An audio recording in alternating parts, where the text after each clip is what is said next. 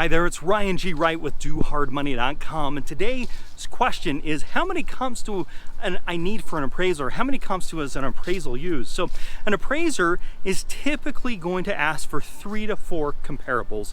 Comparables meaning it's within a mile of the property, the closer the better. It's within 20% of the gross living space. So if it's 1,000 square feet, they can go as low as 800 and as high as 1,200. Want to make sure it's within a mile of the property. They're looking for like comparables. So if it's a rambler or if it's a split entry, they're looking for like comparables.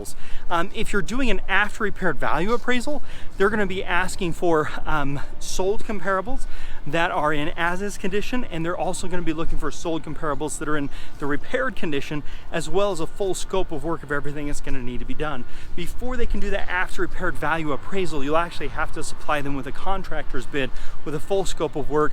So when they're finding their comparables, they're comparing them to ones that have that similar work done to the property in order to determine. An after repaired and an as-is appraisal is going to be a lot more expensive because they're basically looking at 2 different ways.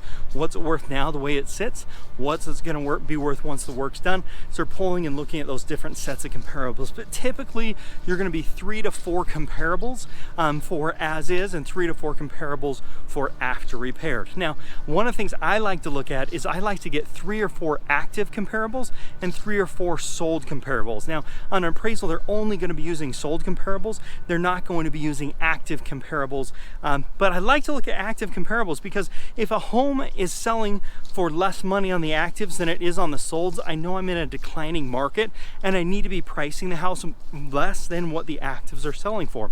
If the solds are more expensive than the actives, that means that it's declining, right? The property values are declining. And if the reverse is true, then I know that the property values are actually going up. So to make it really easy, my rule of thumb is I look for 3 to 4 actives and I look for 3 to 4 solds. And then I'm going to price the lower of the actives or solds because of the market's going up or the market's going down. I've got a good feel for that based upon looking at my actives and looking at my sold properties to make that determination as to what's happening in the market. Now, if I end up pricing the property a little too low, I'm not going to have to sell it. I can always sell a house for more money than what I actually listed it for. I can increase the price. I can get multiple offers. I can do a variety of things in order to get more money. So having the property too low is really not a concern for me. What I want to make sure happens is that the property that I'm selling, I want to make sure that I don't overprice it. That's the bigger concern. But when it comes to appraisal, we're looking for 3 to 4 like comparables